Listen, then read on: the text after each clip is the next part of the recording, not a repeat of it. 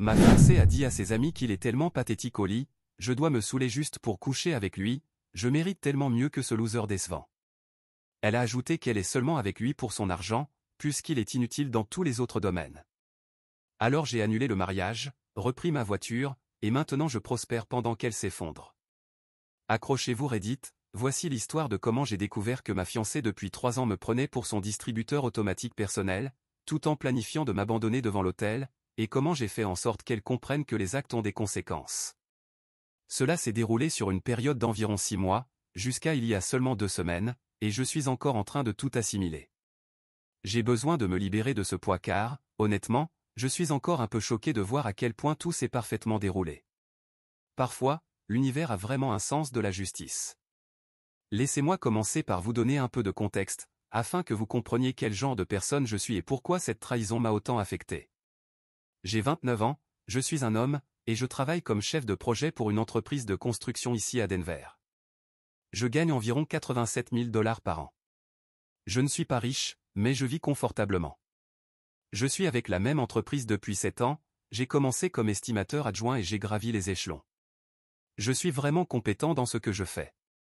Je gère des projets de bâtiments commerciaux, des complexes de bureaux, des centres de vente au détail, ce genre de choses. Je suis aussi un passionné de voitures. Je conduis une Dodge Challenger RT 2018 dans laquelle j'ai investi environ 9 000 $ au cours des 2 dernières années, admission d'air froid, échappement de performance, amélioration de la suspension, jantes personnalisées, tout le paquet. C'est ma fierté et ma joie, et oui, elle attire l'attention. Je ne me vante pas, je vous donne juste le contexte pour expliquer pourquoi quelqu'un pourrait vouloir profiter de moi.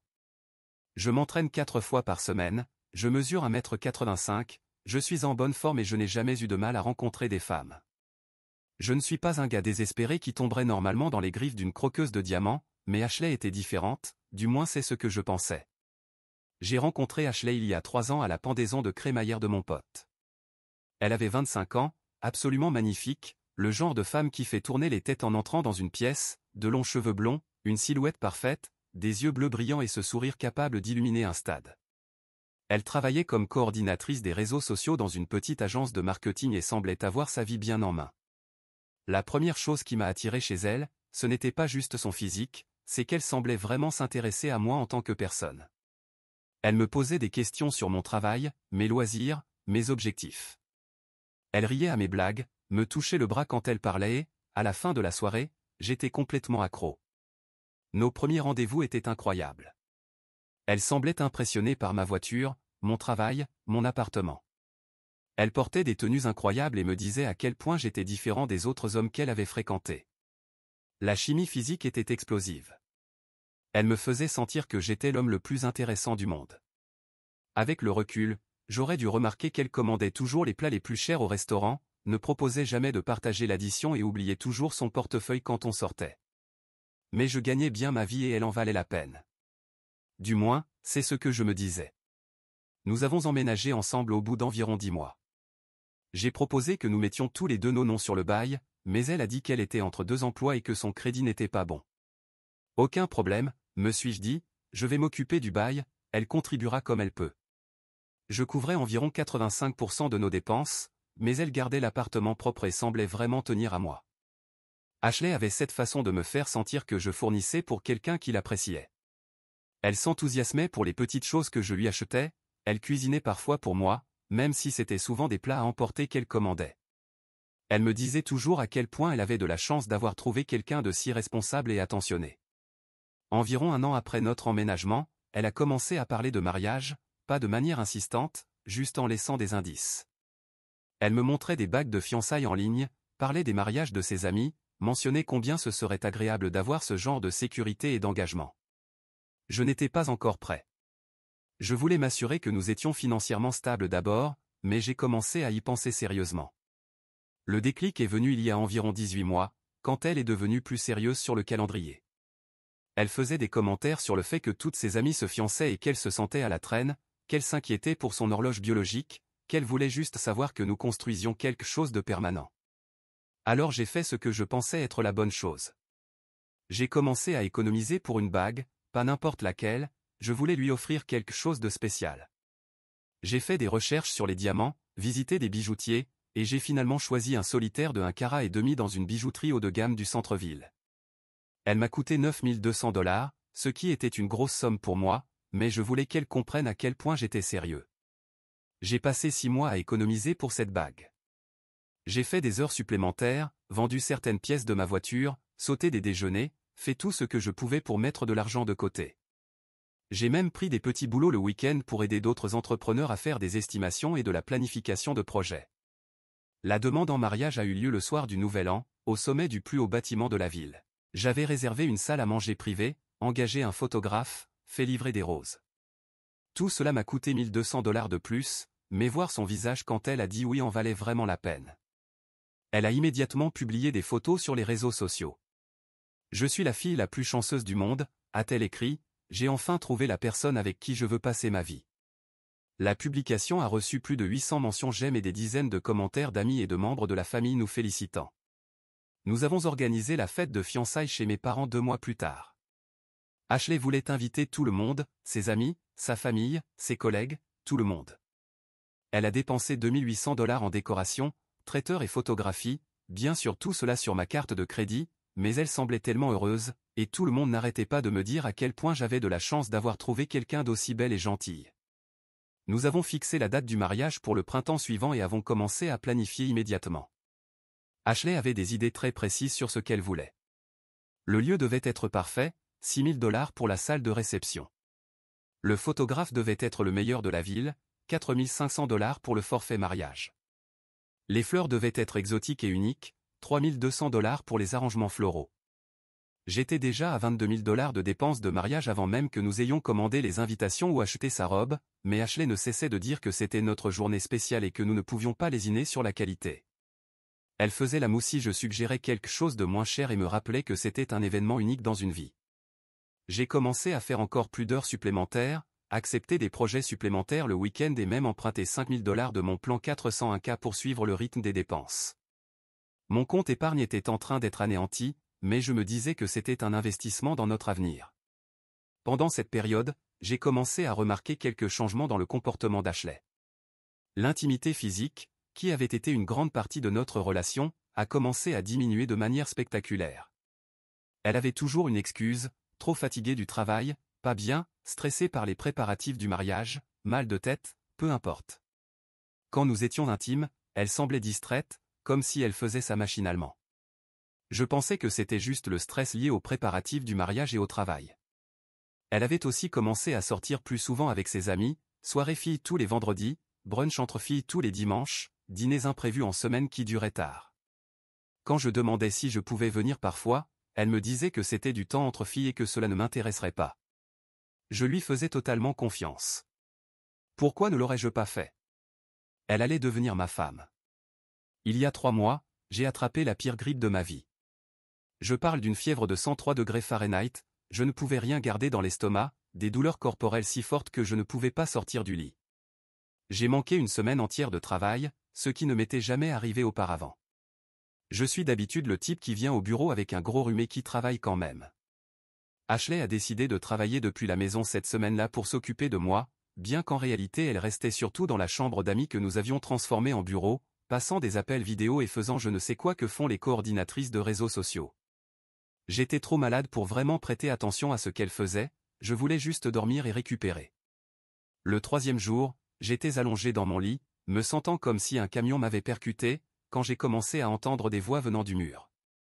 Notre appartement avait été construit dans les années 60 et le mur entre notre chambre et le bureau d'Ashley était mince. Normalement on n'entendait pas grand-chose, mais elle avait mis le haut-parleur et parlait plus fort que d'habitude. Elle faisait un appel vidéo avec ses 2 meilleures amies, Brittany et Chloé. Je les avais rencontrées des dizaines de fois, elles étaient toujours adorables avec moi, complimentant Ashley sur le super mec qu'elle avait trouvé, me disant à quel point elle avait de la chance.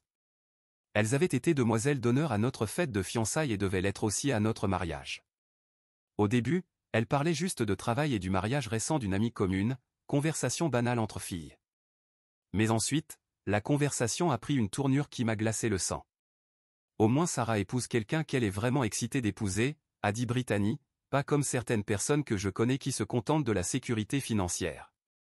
Ashley a ri, oh mon Dieu, vous êtes terrible. Je dis juste, a ajouté Chloé, que quand tu nous as dit que tu devais être un peu pompette avant d'être intime avec lui parce que tu ne supportes pas de le regarder sobre, ce n'est pas exactement bon signe.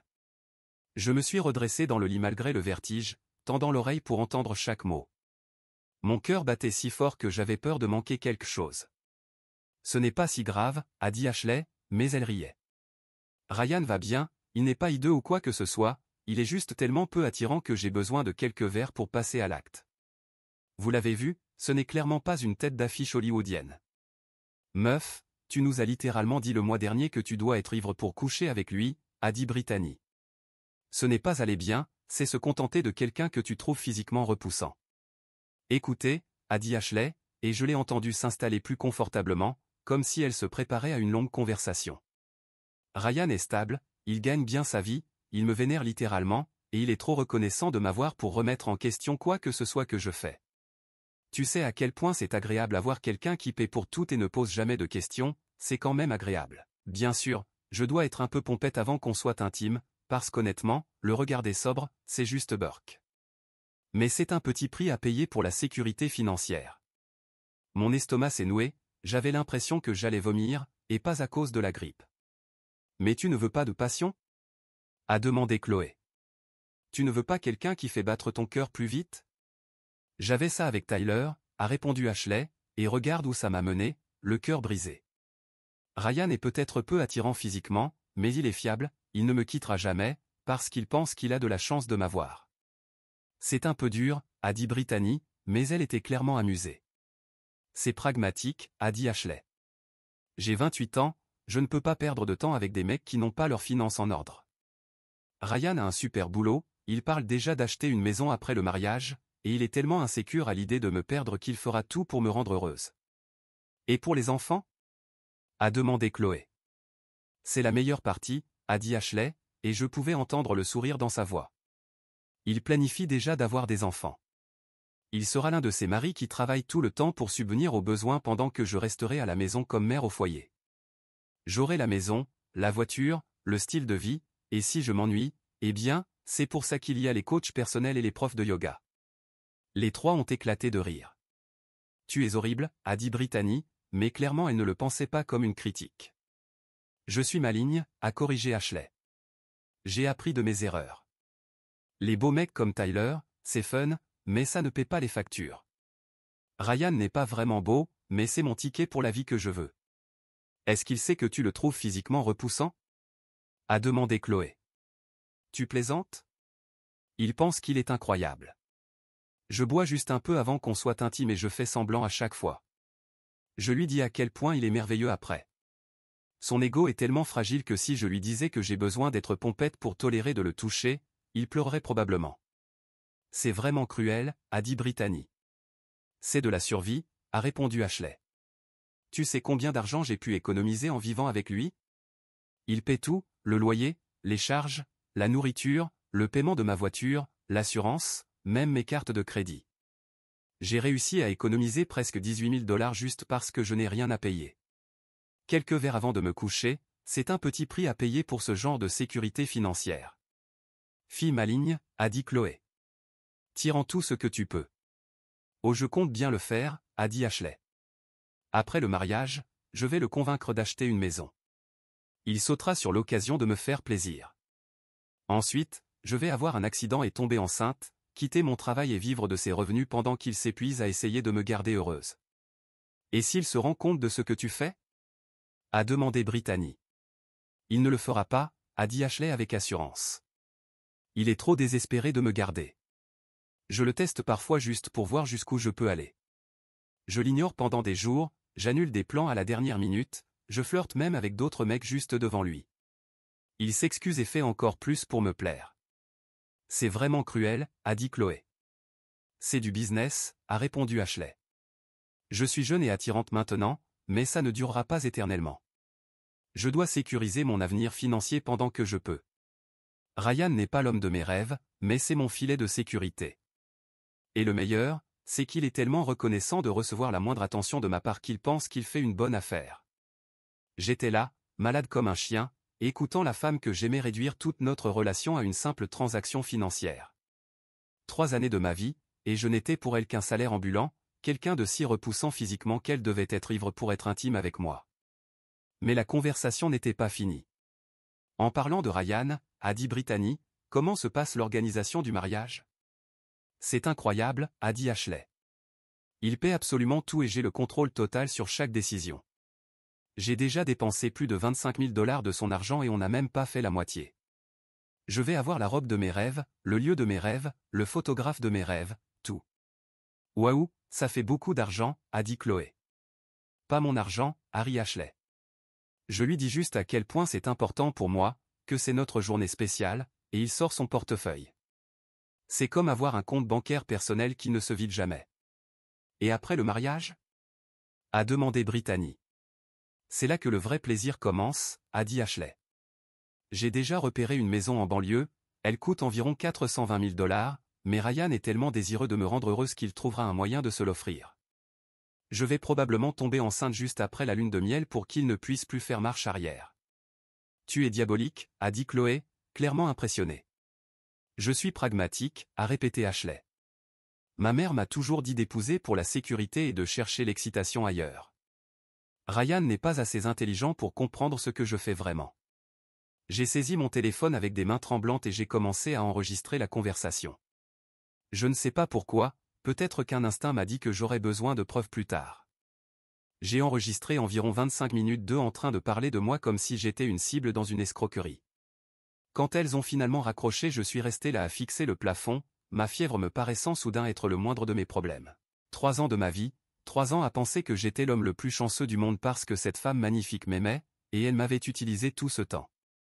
J'ai passé les jours suivants à me remettre de la grippe, mais mon esprit tournait à 100 à l'heure. Je n'arrêtais pas de penser à cette conversation.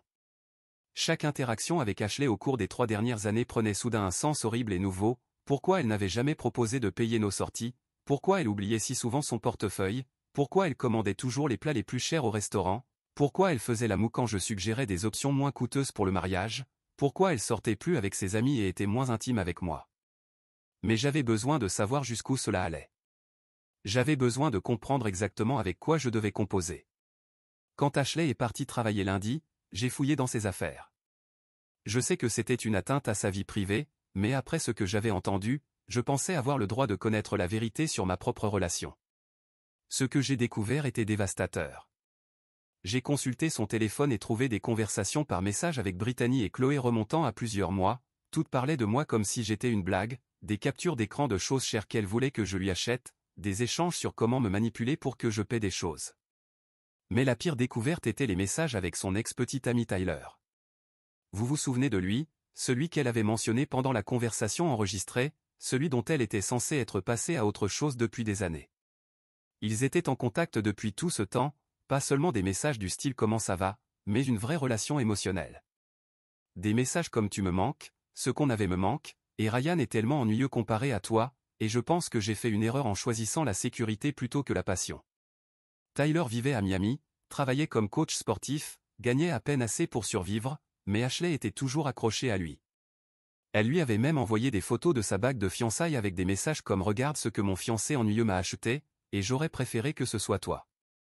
J'ai découvert qu'elle avait aussi un compte secret sur les réseaux sociaux, un compte où elle postait des photos suggestives et flirtait avec des inconnus. Sa bio disait en couple mais pas totalement hors du marché, et elle avait plus de 4000 abonnés qui ne savaient pas qu'elle était fiancée. Mais la découverte qui m'a rendu physiquement malade se trouvait dans ses emails. Elle postulait secrètement à des emplois à Miami, des postes en marketing, en gestion de réseaux sociaux, tout ce qui lui permettrait de se rapprocher de Tyler. Le dernier mail daté d'il y a seulement 2 semaines, lui offrant un poste commençant dans 4 mois, soit juste après la date prévue de notre mariage. J'étais assis là devant son ordinateur à lire mail après mail, comprenant qu'elle comptait utiliser mon argent pour payer notre mariage puis disparaître à Miami rejoindre Tyler. Je finançais littéralement ma propre trahison. Ce soir-là, elle est rentrée d'une autre soirée fille, presque à minuit, en sentant l'eau de Cologne masculine et prétendant qu'elle était chez Brittany à regarder des films. Elle s'est glissée dans le lit et a essayé de me câliner en me murmurant combien je lui avais manqué pendant qu'elle était dehors. J'ai fait semblant de dormir, mais à l'intérieur, je bouillonnais de rage et de douleur. Cette femme m'avait dupé pendant 3 ans, prévoyait de m'humilier à notre propre mariage et s'attendait encore à ce que je finance son mode de vie pendant qu'elle préparait sa fuite. J'ai pris une décision cette nuit-là. Si Ashley voulait jouer à des jeux, j'allais lui montrer ce que ça fait de tout perdre. J'ai appelé mon travail pour dire que je serais malade pour le reste de la semaine. J'ai dit à mon superviseur que je me remettais encore de la grippe, mais en réalité, je menais l'enquête la plus importante de ma vie. D'abord, j'ai passé en revue tous nos documents financiers. Comme nous vivions ensemble et que je payais la plupart des choses, j'avais accès à ses relevés bancaires, factures de carte de crédit, tout. Ce que j'ai découvert a rendu la trahison encore plus insupportable. Ashley avait 52 000 $ de dettes sur ses cartes de crédit, que je ne connaissais pas. Des vêtements de créateurs, des soins dans des spas haut de gamme, des dîners dans des restaurants luxueux avec ses amis, tout cela pendant que je payais ses dépenses de base. Elle vivait comme une femme riche avec mon revenu, tout en accumulant secrètement une dette qu'elle espérait clairement que je réglerais après notre mariage. J'ai aussi découvert qu'elle mentait sur son travail depuis le début de notre relation. Elle n'était pas coordinatrice des réseaux sociaux gagnant 45 000 $ par an comme elle me l'avait dit. Elle était en réalité une simple stagiaire dans une petite agence de marketing, gagnant 26 000 $ par an.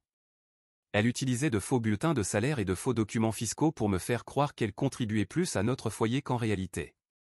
J'ai appelé les prestataires de notre mariage pour vérifier les échéances de paiement. Nous avions déjà versé 6 000 $ pour la salle de réception, 2 000 $ pour le photographe, 1 500 $ pour le fleuriste. Mais il restait encore des paiements majeurs à effectuer, 18 000 $ pour la salle, 2 500 $ pour le photographe, 1 700 $ pour les fleurs, sans compter le traiteur, la musique, les décorations et une douzaine d'autres dépenses. Je m'apprêtais à dépenser près de 45 000 $ au total pour ce mariage. Ensuite, j'ai fait quelque chose qui ressemblait à engager un détective privé. J'ai appelé un ami qui travaille dans les vérifications d'antécédents et je lui ai demandé d'enquêter sur le passé d'Ashley. Ce qu'il a découvert était choquant. Elle avait déjà fait ça auparavant, non pas une fois, mais 2 fois au cours des 6 dernières années. Elle s'était fiancée à 2 autres hommes. Les 2 fois, elle avait annulé les fiançailles à la dernière minute après les avoir vidées de tout ce qu'elle pouvait obtenir. Le premier, elle était sortie avec lui pendant 2 ans, s'était fiancée, puis l'avait quitté pour son meilleur ami après avoir utilisé son argent pour rembourser ses prêts étudiants. Le deuxième, elle était restée 18 mois avec lui, s'était fiancée, puis avait déménagé à l'autre bout du pays sans aucune explication après qu'il lui ait payé ses études. C'est une professionnelle, m'a dit mon ami, c'est littéralement son mode opératoire. Elle trouve un homme avec de l'argent et de la stabilité, se fiance, extrait un maximum d'avantages financiers, puis disparaît au moment de s'engager vraiment. Je me suis senti malade, pas seulement à cause de ce qu'elle me faisait à moi, mais parce que je réalisais qu'elle prévoyait probablement de faire la même chose à Tyler une fois qu'elle en aurait fini avec moi. J'ai aussi demandé à mon ami de faire des recherches sur Tyler. Il n'était pas seulement coach sportif, il avait un casier judiciaire pour de petits trafics et avait été arrêté 2 fois au cours de l'année écoulée. Un vrai gagnant avec qui Ashley comptait s'enfuir. Armé de toutes ces informations, j'ai commencé à planifier ma stratégie. Je n'allais pas simplement rompre avec elle, je voulais m'assurer qu'elle subirait les conséquences de ce qu'elle m'avait fait, ainsi qu'aux hommes avant moi. Mais je devais être intelligent. Il fallait que je me protège légalement et financièrement tout en m'assurant qu'elle ne puisse pas retourner l'histoire à son avantage. Il me restait environ 6 semaines avant le départ prévu d'Ashley pour Miami, bien qu'elle ne sache pas que je connaissais ce calendrier. Je devais agir rapidement mais prudemment. D'abord, j'ai consulté un avocat pour connaître mes options. Comme nous n'étions pas mariés et que la plupart de nos biens communs étaient à mon nom, j'étais dans une position juridique relativement favorable. Mais je voulais m'assurer qu'Ashley ne puisse rien me réclamer et que je puisse récupérer autant que possible de mes pertes financières. L'avocat m'a conseillé de tout documenter. J'ai donc passé des jours à constituer un dossier complet de preuves, capture d'écran de ses messages avec Tyler, copie de ses candidatures à des postes à Miami, relevé bancaire montrant ses dettes cachées et mes contributions financières à notre couple, enregistrement de sa conversation avec ses amis, tout. Ensuite, j'ai commencé à protéger mes biens discrètement. J'ai ouvert un nouveau compte bancaire dans une autre banque et commencé à transférer l'argent de notre compte joint vers mon compte personnel. J'ai aussi commencé à déplacer des objets de valeur vers un garde-meuble que j'avais loué de l'autre côté de la ville, mes outils, mes appareils électroniques, mes documents importants, tout ce que je ne pourrais pas facilement remplacer. J'ai appelé les prestataires du mariage et commencé à annuler les services. Je leur ai dit qu'il y avait une urgence familiale et que nous reportions le mariage indéfiniment. Certains ont été compréhensifs et m'ont remboursé les acomptes, d'autres ont gardé l'argent, mais j'ai tout de même réussi à récupérer environ 8 000 $ sur les 15 000 que j'avais déjà dépensés. Pendant ce temps, je devais paraître totalement normal à la maison. J'ai offert des fleurs à Ashley, je l'ai emmenée au restaurant, j'ai parlé avec enthousiasme de nos projets de mariage. Elle adorait ça, pensant probablement à combien d'argent elle pourrait encore me soutirer avant de partir. 2 semaines avant son départ prévu pour Miami, j'étais prêt à exécuter mon plan. Je me suis levé tôt un samedi matin et suis allé au garde-meubles récupérer mes affaires. J'avais accumulé des cartons, du matériel d'emballage, et j'avais loué un camion pour la journée. Ashley était à son brunch hebdomadaire entre filles, que je savais maintenant être en réalité un entretien d'embauche pour son poste à Miami, j'avais donc environ 5 heures devant moi. J'ai agi rapidement et efficacement. Je préparais cela depuis des semaines, je savais exactement quoi faire.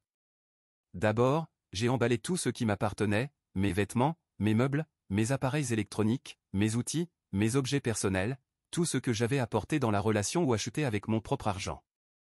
J'ai tout chargé dans le camion de location et les déplacé vers mon nouvel appartement. Oui, j'avais déjà trouvé un nouveau logement, un joli appartement, une chambre à environ 20 minutes de mon travail, avec un garage pour ma voiture et suffisamment d'espace pour mon matériel de sport à domicile. J'avais versé la caution et le premier mois de loyer 2 semaines plus tôt. Ensuite, j'ai appelé les compagnies de services et transféré toutes les factures au nom d'Ashley, électricité, gaz, eau, internet, câbles, tout. Si elle voulait continuer à vivre dans l'appartement, elle devrait le payer elle-même. Je suis aussi allé à la banque et ai fermé notre compte courant commun, transférant mon argent vers mon nouveau compte. Je me suis retiré de toutes les cartes de crédit partagées et j'ai vérifié que je n'étais légalement responsable d'aucune de ces dettes. Ensuite, je me suis assis et j'ai écrit une lettre pour elle. Pas une plainte émotionnelle ou un appel à l'explication, juste une déclaration froide et factuelle de ce que j'avais découvert et de ce que j'avais fait à ce sujet. J'ai écrit: je sais pour Tyler, je sais pour le poste à Miami, je sais pour tes 52 000 $ de dette, je sais que tu as menti sur ton salaire et que tu m'as utilisé pour un soutien financier tout en planifiant de me quitter après notre mariage. J'ai enregistré ta conversation avec Brittany et Chloé, où tu m'as appelé ton portefeuille vivant et où tu as dit que tu devais être ivre pour coucher avec moi parce que tu me trouves physiquement répugnant. J'ai découvert que tu avais déjà fait ça à au moins 2 autres hommes avant moi. Nos fiançailles sont terminées, j'ai déménagé et me suis retiré de tous les comptes partagés, tu es seul, ne me contacte pas. J'ai laissé la lettre sur la table de la cuisine, accompagnée de copies imprimées de toutes les preuves que j'avais rassemblées, relevés bancaires montrant ses dettes et mes contributions financières, capture d'écran de ses messages avec Tyler, copie de ses candidatures à Miami, tout était là, clairement exposé et indéniable. J'ai également laissé la bague de fiançailles sur la table à côté de la lettre, cette bague de 9 200 $ pour laquelle j'avais mis 6 mois à économiser. J'ai jeté un dernier coup d'œil à l'appartement que nous avions partagé pendant plus de 2 ans, j'ai chargé mes dernières affaires personnelles dans ma voiture et j'ai conduit jusqu'à mon nouveau logement. J'ai éteint mon téléphone et me suis couché tôt, je savais que le lendemain allait être mouvementé. Quand j'ai rallumé mon téléphone dimanche matin, j'avais 89 appels manqués et 247 messages, tous d'Ashley. Les messages retraçaient tout son chemin émotionnel. D'abord la confusion: où es-tu? Que s'est-il passé avec toutes tes affaires? Pourquoi les lumières ne fonctionnent plus? L'eau a été coupée, appelle-moi tout de suite. Puis la colère: tu ne peux pas m'abandonner comme ça, c'est de la folie, je ne comprends pas de quoi tu parles, rentre à la maison pour qu'on en discute comme des adultes. Puis le désespoir: s'il te plaît ne me fais pas ça, je peux tout expliquer, je t'aime, on peut surmonter ça, je suis désolé si je t'ai blessé. Puis la négociation: je vais renoncer à mon travail à Miami, je vais te rembourser chaque centime, je vais te prouver que j'ai changé, donne-moi juste une chance de réparer ça. Je n'ai répondu à aucun message. Lundi, elle a essayé de se présenter à mon travail. Mes collègues dans l'entreprise de construction savaient pour la rupture, j'avais informé mon superviseur que je traversais une urgence personnelle. Donc quand elle s'est présentée à l'accueil en exigeant de me voir, la sécurité l'a escortée dehors. Mardi, elle est venue à mon nouvel appartement. Je l'ai regardée depuis ma fenêtre pendant qu'elle frappait à la porte pendant 20 minutes en criant que j'avais détruit sa vie et que je l'avais laissée sans rien. J'ai appelé la police et l'ai fait expulser de la propriété. Mercredi, elle a fait appel à un avocat, un de bas étage, qui affirmait qu'Ashley avait droit à un soutien financier parce que nous vivions ensemble et qu'elle était devenue dépendante de moi. Mon avocat a répondu avec copie de toutes les preuves que j'avais réunies, y compris l'enregistrement où elle m'appelait son portefeuille humain. Cet avocat ne m'a jamais recontacté. Jeudi, Ashley a essayé une autre méthode. Elle a publié un message sur les réseaux sociaux à propos de notre rupture, se présentant comme la victime d'une relation abusive. Elle affirmait que j'étais contrôlant et que j'avais un pouvoir financier sur elle, qu'elle avait peur de moi et que je l'avais abandonnée sans avertissement. La publication a suscité beaucoup de compassion de la part de ceux qui ne connaissaient pas la véritable histoire, des dizaines de commentaires la soutenant et me condamnant. Elle avait désactivé les commentaires pour les personnes qui n'étaient pas ses amies, je ne pouvais donc pas répondre directement. C'est là que j'ai décidé de tout faire exploser. J'ai mis en ligne toutes les preuves sur une plateforme de partage de fichiers, et j'ai rendu le tout accessible publiquement. L'enregistrement de sa conversation avec ses amis, les captures d'écran de ses messages avec Tyler, les courriels concernant son emploi à Miami, ses relevés financiers montrant ses dettes et mes contributions, tout était organisé et clairement étiqueté. J'ai publié le lien en réponse à son post avec un simple message ment à tout le monde à propos de notre relation, voici la vérité. La réaction a été immédiate et dévastatrice. Son post a été submergé de commentaires de personnes qui la dénonçaient, ses amis m'ont envoyé des messages pour me demander si les preuves étaient réelles, ses collègues ont entendu parler de la situation et ont commencé à la traiter différemment.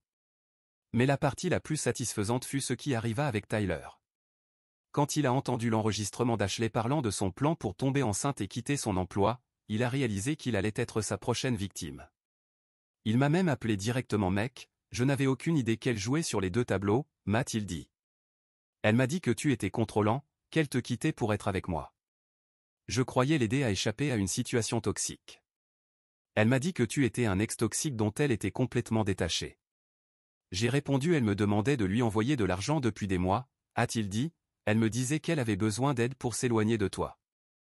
J'ai probablement envoyé environ $3000 au cours de l'année passée.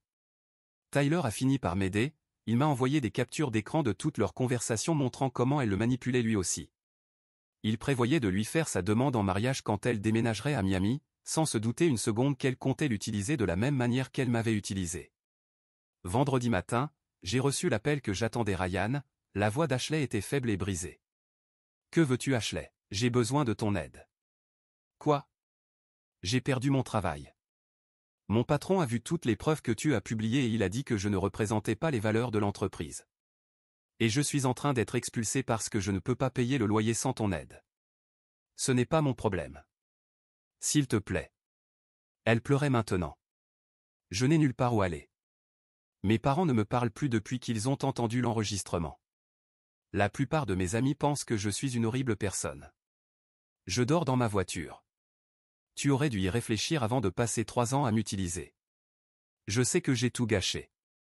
J'ai été égoïste et stupide, et je t'ai blessé.